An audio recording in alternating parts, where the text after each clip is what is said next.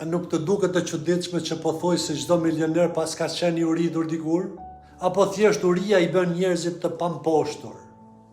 E keni vënë re kur pasanikët ankohen se sa jetë të vështirë kanë pasur, sa keq kanë jetuar, sa shumë kanë hequr, sa mungesë kanë pasur për ushqim, rroba dhe gjëra tjera esenciale? Kur i dëgjojmë, shpesh na duket sikur po përpiqen të na mashtrojnë disi. Por në fakt, kur fillon të vetëdijsohesh dhe të lexosh biografi të njerëzve të suksesshëm, pothuajse të gjithë tregojnë për një të kaluar shumë të dhimbshme. Tani kam kuptuar se pikërisht ajo vujtja ka qenë forca shtytëse kryesore për arritjen e suksesit. Sot nuk është pasuria ajo që më impresionon të një njeri suksesshëm, por rruga që ka ndjekur për të arritur atë.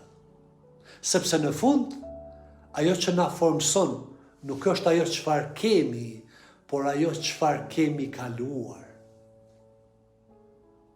Ju falenderoj dhe mirupafshim.